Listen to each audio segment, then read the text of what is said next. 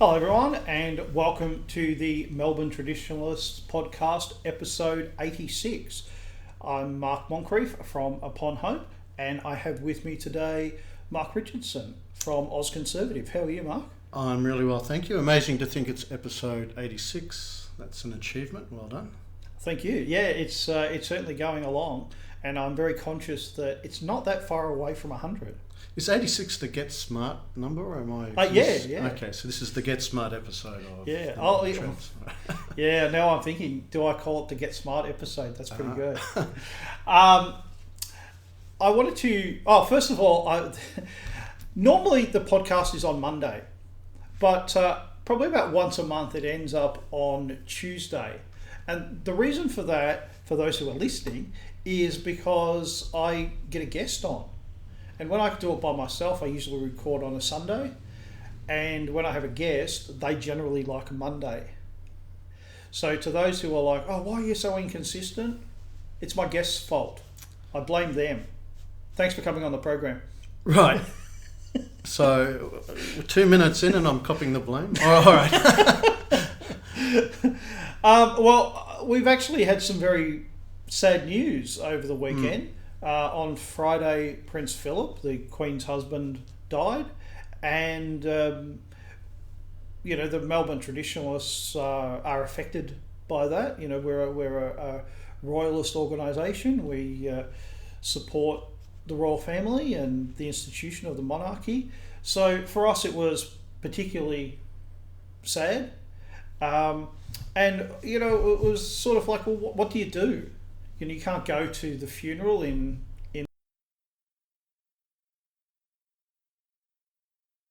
corners are going to be allowed. Okay. Because of this coronavirus nonsense.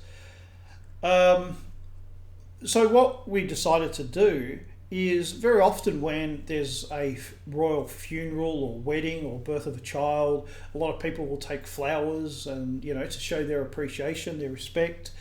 And then what happens is those floral tributes are then distributed to aged care facilities and hospitals. So we've decided to cut out the middleman and send a tribute to an aged care facility, and just to show our respect and appreciation. Yeah, I thought that was a really good idea. So I'm glad we're doing it. If you think of Prince Philip, I mean, it's in part having respect, of course, just for the institution itself. But well, we can have a quick talk about this. But I think he did fulfil his part in the royal family very well over a very long period of time. And given what's happening with some of the younger generations, I think maybe you appreciate that even more. That you can't just take it for granted that somebody does fulfill their duty within that institution the way they should. Well, there's the thing, isn't it, that Her Majesty the Queen and the job so well that you just expect it to be done well. Yep. And I guess that's what's so shocking about some of the junior members, is seeing them not living up to that standard. But actually, it's a pretty high standard. And, I was thinking about it. The media, said that Prince Philip was prone to gaffes. But actually, I think they just were interesting to say. And a lot of the things were just jokes, designed to make people feel at ease, and completely taken out of context. And when you take that away, those supposed gaffes, there's nothing else to report and say, hey, he didn't do a good job. No, but people read into things because he's part of an institution. I've heard all sorts of things, but you're right. Yeah. There's nothing really there, and the kind of edgy quips that he used to make. I mean, in some ways, I expect it was part of his personality that he was a bit of a straight talker. Yeah. And I read this morning that some people say he was hoping actually to be challenged. He just maybe get bored of after Maybe 80 or 90 years of it, and you just want to put a bit of spice into things, and that's how it was explained there. But look, there's been a lot of other. They talk about that, but there's been a lot of other things mentioned too. He had a really good sense of humour. I watched a speech he gave in America on YouTube last night. He was very funny. Yeah. And he had a common touch too. Actually, I think he went to the White House once, and the staff remembered him very fondly there because he actually was quite down to earth with them in some ways. Yeah. And they mentioned that as their favourite memory of having served at the White House. So yeah, I think he deserves to be remembered really positively. Yeah, I agree. You're just talking about the small talk, and one of the things I read was one of his quotes was that I don't get any home cooked meals. I only get fancy food. Yes. Yep. Now, most of the episode we're actually going to be talking about the Liberal Party. Yes, they've been in the news, maybe for all the wrong reasons, but I mean, I might start this off and the other Mark can jump in, but most Australian listeners will know this already, but we had a sex scandal here. We've had a rolling series of sex scandals. To do with our federal politicians. There was an accusation of rape by a young woman, and that quickly turned into, rather than a police matter, it became a big political issue. A little bit like Me Too, I guess. Yeah, and a big media event. It did. So the media really jumped onto this, and there were, again, more calls for education about consent, about the problems of flirting in the office, about the systemic oppression of women and so on, the need to educate people in the Liberal Party, all sorts of things. But maybe you can add something there. What have I left out of that little summary?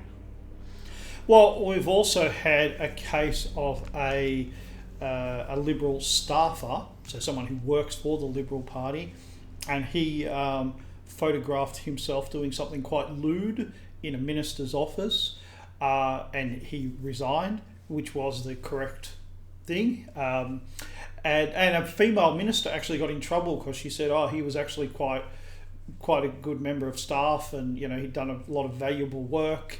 But of course, once you're verboten, you're verboten. You're not allowed to say anything. You've been cancelled. Yeah. But I mean, obviously, he shouldn't have done that. He should have resigned. And if he didn't resign, he should have been sacked. So yeah, all right, that was fair enough. But that came on the heels of this rape allegation. In fact, the second rape allegation, because of course, then there's the allegation against the minister Christian Porter. Oh yes. And he was accused of, he's 50 or 51, and he was accused of raping a girl when he was 17.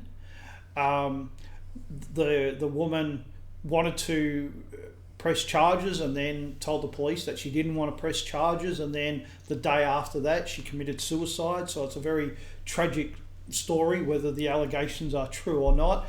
But the police did not put much store into the allegation, and they in fact dismissed it. They said that they were not going to proceed with it even before she withdrew her allegations.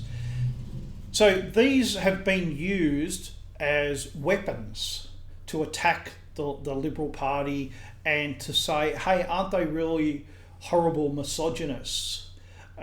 Even the female members of the Liberal Party, the female ministers, have been caught up in this furor because they've either haven't come out and condemned the person, because that's what's supposed to happen in the Me Too movement, isn't it?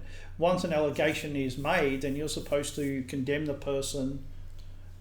Yeah, flat out. There's no other options. Yeah, so part of it is the believe woman thing, and that came out with the Christian Porter case that you mentioned. That even though the police had decided there was no evidence to proceed, there were still calls that there should be some kind of inquiry almost like a Brett Kavanaugh situation, I guess. Yeah. Which Paul up to reasonably well, from what I can tell. But look, it was just my impression of the whole thing is that it was used politically as a pressure point to push all sorts of feminist issues. And another one that springs to mind that came up was the difficulty that some female politicians have in coping with some of the verbal to and froing that happens in politics. Yep. That there were complaints about that. That's sexist and that's bullying and misogynistic and so forth. And apparently you can't say to them, hey, if you can't handle the heat, get out of the kitchen. Well, yeah. There'll be a federal inquiry into you now, Mark. No, you're right. But you're right. I mean, here's the thing that, if you want equality, is it equality on the terms of we're all super sensitive and we can give it but can't take it kind of thing? Yes. Or is it equality in well, you want to participate in this more traditionally masculine thing and you have to be thick-skinned enough to do it? And yes. I know what the general feminist answer is, that equality means doing things the female way, really. That's partly correct. I think it's more correct to say that they first come in and say, we can do anything the men can do. Yeah. And, hey, you want it rough and tumble, we can take it, we can be more rough and tumble than you can. And then it's like, oh, wow, this is actually really rough. No, everyone should be more gentle and so forth. And only we should be allowed to bring these issues up. Yeah. And when I said that we can give it but not take it, that came up a bit too in this whole mess, because when there were some Liberal Party politicians criticised, very quickly some Liberal Party women came out and said, well, but there are people on the other side who've done the same thing to us, and including women, absolutely. ALP women. Absolutely. And that was very quickly kind of swept under the rug. And there were even one Liberal Party woman was even sort of told, well, you're breaking the sisterhood by bringing this up. Why are you doing it? Well, there's the thing, isn't it? They will often pick a target.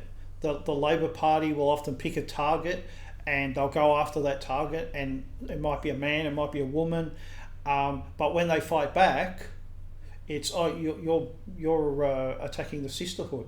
Yeah. You're breaking the sisterhood. Yeah, breaking ranks. Yep. So that happened as well. We probably should mention for overseas listeners, the Liberal Party in Australia is our centre-right party, by the way. That's right. They're our Republican or Conservative Party. Yeah. With the ALP, the Labor Party, being like the Democrats Democrats. or Labor in Britain.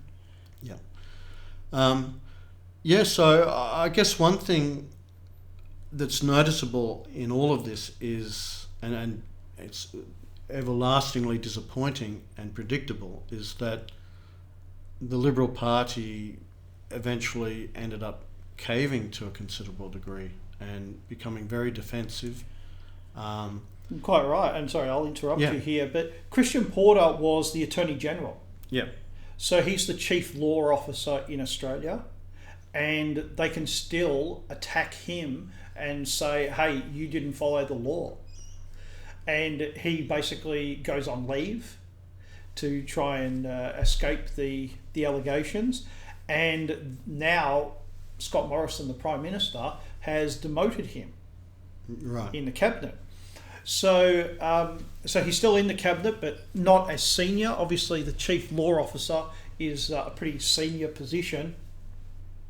But it demonstrates how the Liberal Party works and how it really can't stand up to the attacks from the left.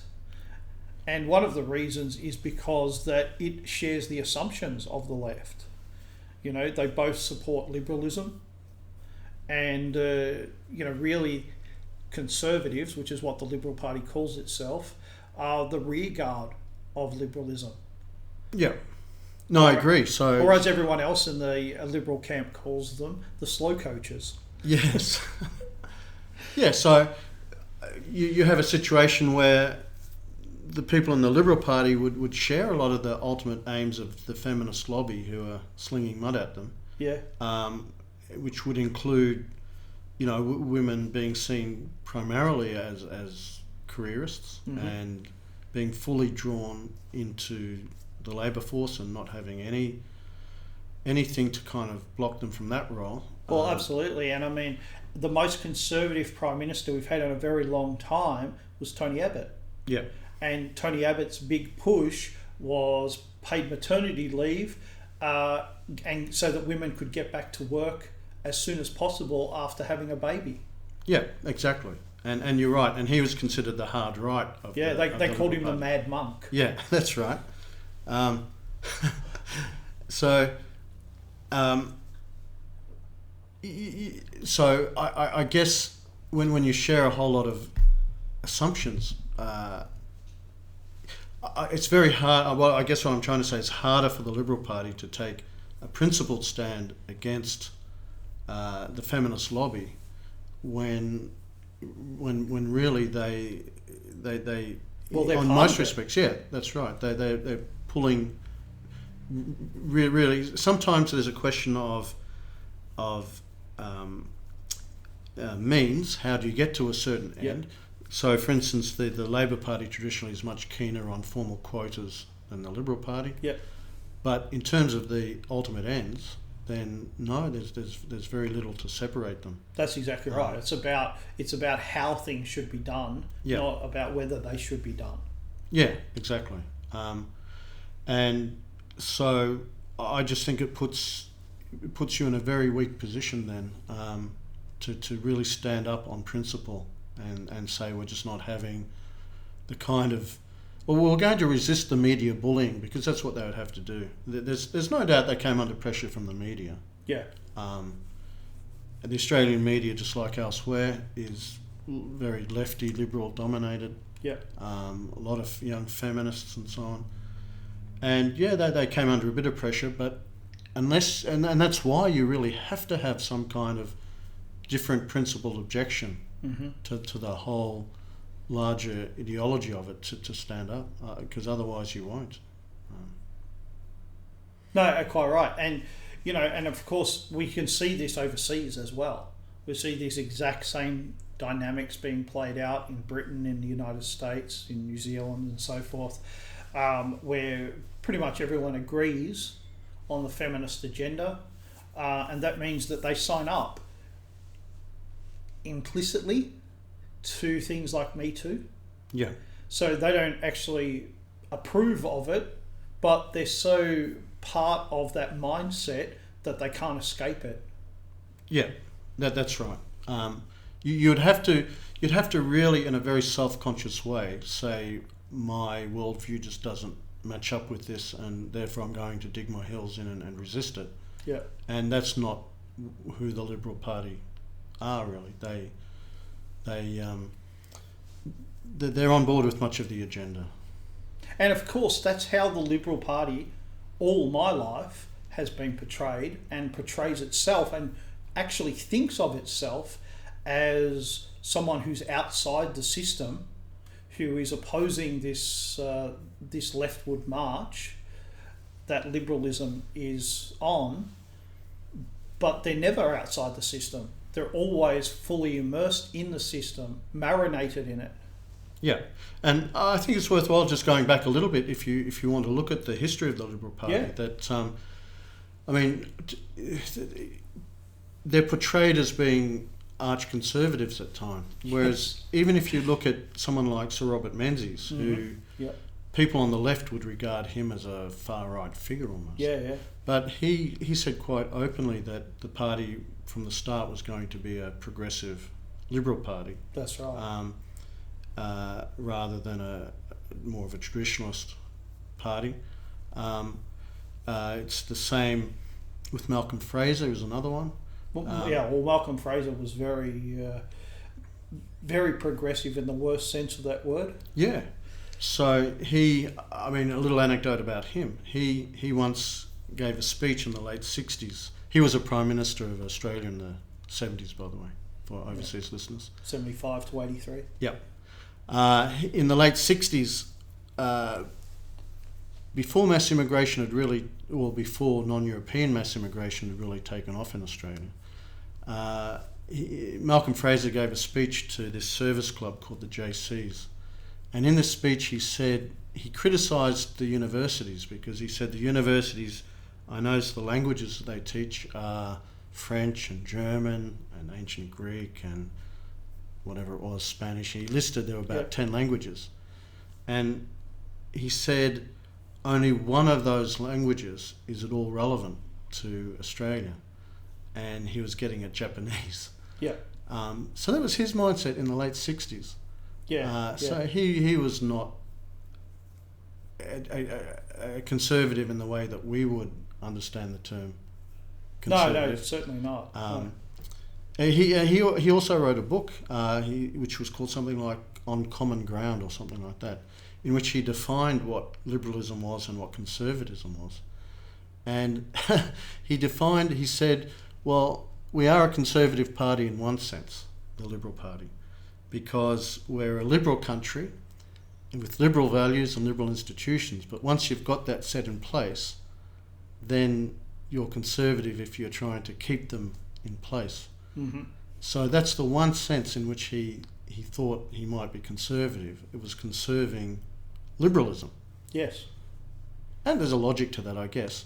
But it's important to understand that it's not that he's got conservative ideas and principles that he's trying to uphold. The conservatism is just conserving the liberalism.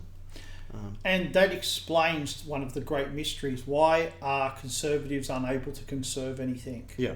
And it's because the thing that they are conserving is liberalism. Yeah. They're not concerned with conserving anything else. They don't exist to conserve anything else. And what they have is what's called the unprincipled exceptions, where they say, oh, but I don't like this part of liberalism. Yeah, well, that's right. So occasionally they will briefly, particularly with things they're unfamiliar with, they might briefly go through something more slowly. They might accept something more slowly than a left liberal might. But once it's set in place and established, they tend to come to support it. And that comes back to the liberalism always talked about compromise and how important compromise is. But compromise under liberalism always means that the right, the conservatives, get to say, hey, we don't like how fast this is happening. And the left of liberalism says, oh, we'll spread it out over 20 years. Yeah. So they get everything they want.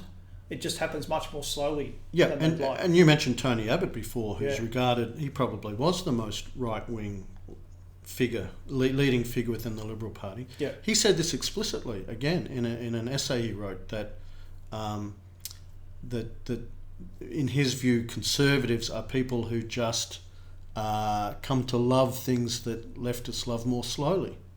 Yeah. And that I don't have the exact quote on me, but that was the gist of it. And right there is why we're traditionalists. Yeah. Because we looked at conservative, because we both called ourselves conservative. Your site was named, nearly 20 years ago. Yes, that's right. Oz Conservative. And 20 years ago it sort of made sense. And then as time's gone on, you actually said to me, hey, we should stop calling ourselves conservatives. And I was very resistant. And eventually I agreed, yeah, you're right. We have to stop using the term conservative to describe ourselves, and traditionalist describes us very well. Yeah, I think that's right. And I mean, the really important thing is to in a very principled way, is to say, well, I am not. You have to jettison liberalism. It's what you were saying before, is what I'm trying to say. It's not enough to say, well, I don't like this particular latest project that the left is pushing, and therefore I'll resist that for a period of time, but I'll accept everything else going around around it politically. Yeah. That's not good enough, because it just inevitably that thing will get accepted eventually, because the left will keep pushing it till it is, and then it becomes part of the furniture, and then the person resisting it will eventually accept it. I mean, my brother, who's a liberal, he's said this to me quite openly. He said, "Why are you even bothering to resist it? We all know that in 10 years' time everyone will accept it." So he was cockily self-confident that was the process that would happen. And to some degree you can see why he would be confident in that sense. Well, we had a phone call last night, and we were talking about this, and I said how this reminds me, the current era very much reminds me of the early 1970s, and where the left was convinced that they were breaking through and everything was going to go their way, and of course it didn't happen. Yeah. You know, they did get some wins, but the big breakthrough, everything changes and they're now in charge, never happened.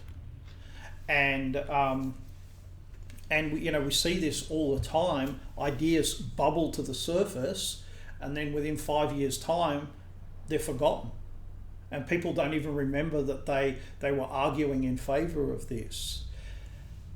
And certainly on the side of liberalism and the left, they definitely remember their successes and they don't remember their failures.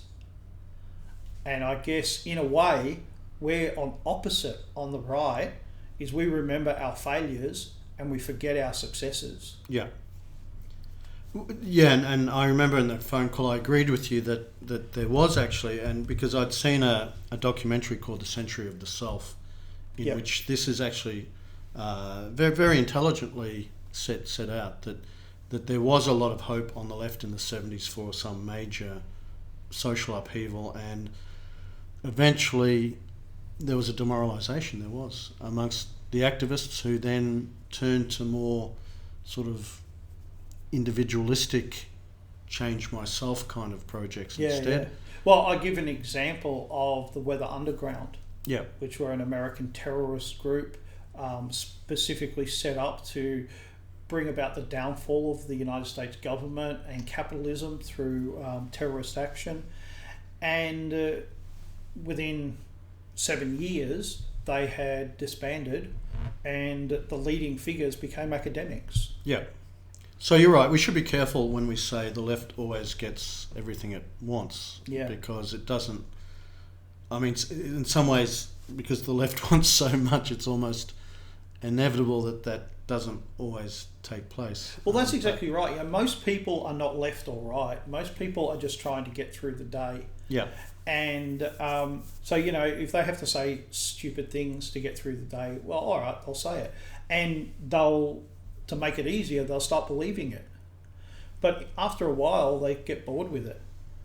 You know, this is ridiculous. This is stupid. Because what they want civil peace.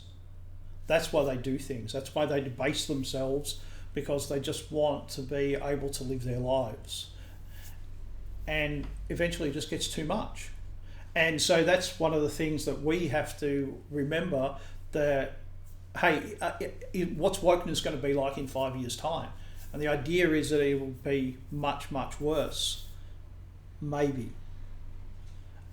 It's hard to say whether it will or won't, because if history is any guide, it probably will be something that is talked about in universities and the newspapers, but not something that is in everyday life.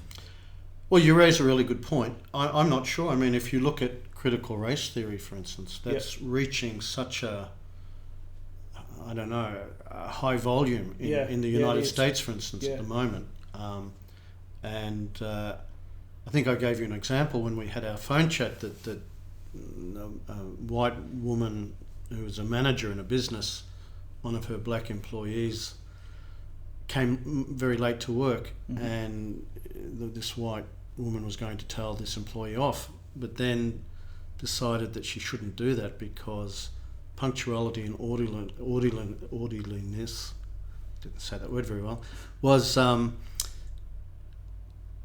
toxic whiteness thing. She'd been brought up, she'd been led to believe that this was a toxic white thing, that she should therefore not tell this employee. Well, she hadn't been brought up with it. She'd come to accept it. But she'd come to accept it, yep. Yeah, but she accepted that it was whiteness, that being punctual and polite and so forth is whiteness. Yeah. Which is actually exactly what everyone who's been accused of racism has been saying. And now it seems that the left has decided, hey, the racists were right, but they're still wrong. Yeah. So anyway, you raise an interesting point of how long can a society really deal with this stuff, and it's hard to know. I'm not really willing to say whether it's going to become too much for people and they'll move on to something else. Yeah. Which does happen. Yeah. Or whether it will, because it suits certain interest groups, whether it will just keep being pushed harder and harder. I'm not sure. What do you think? I'll put you on the spot. Well, I'll tell you, in the 70s there was a lot of pushback from institutions, and today we're not seeing that pushback from institutions.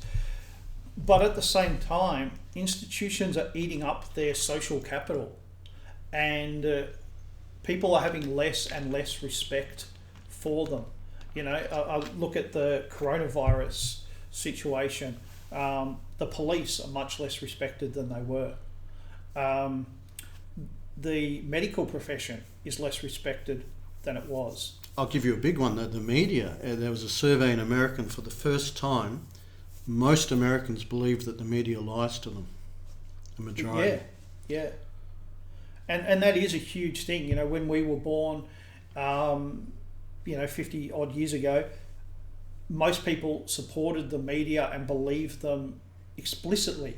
Absolutely. So they accepted what they said, and they couldn't accept that they could be lied to. No. So there was a generation of young people. I've spoken to other people about this. It's like a memory of growing up with your dad watching the ABC and just accepting whatever was said on the ABC because that was the official news. Yeah. That was that was kind of the respectable news outlet, so you believed it. And I agree with you. We are in an unusual situation for that reason. Yeah. It's still hard to. I'm really not sure. I can see it going in a number of different ways. I mean, one thing the left does do sometimes is that they will push really hard on one issue for a while, and when it starts to overboil, it gets dropped and they move on to something else. Yeah. And then they come back later on to that. No issue ever dies on the left. That's one of the things, the mistakes that we on the right make, is we say, hey, we've won Waterloo, that's the end of war. No, it's not. Oh, exactly. So it's not that the left has some secret high command to do this. They just seem savvy enough to do it, that if the momentum's gone from one particular issue, they'll just pick up another one. Yeah. Well, I think we might leave it there. We've actually gone from Prince Philip to the Liberal Party sex scandals to why the Liberal Party isn't on our side, to traditionalism, to is wokeness going to survive. I think that's pretty... you got your money's worth. But we were meant to defeat chaos and not create it. If this was the Get Smart issue.